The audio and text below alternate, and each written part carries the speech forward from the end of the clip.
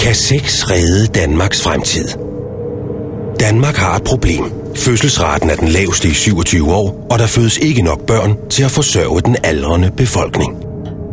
Skiftende regeringer har ikke kunne løse problemet, men der må være en løsning.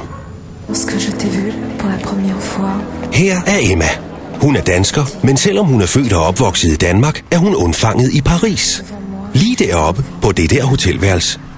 For 30 år siden tog Emmas forældre en lille sviptur. Hvis vægge kunne tale.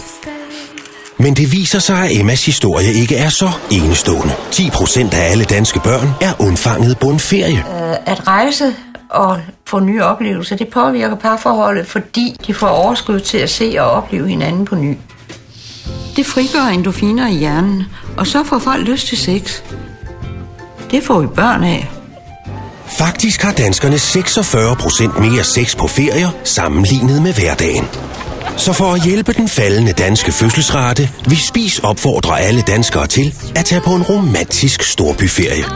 Det hjælper selvfølgelig også lidt på vores fremtidige forretning. Men er det ikke motivation nok at gøre det for Danmark, så har vi lavet en lille konkurrence.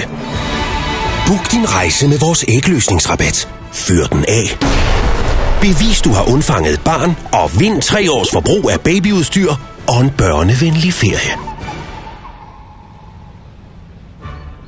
Men hvad nu, hvis du allerede har gjort din pligt?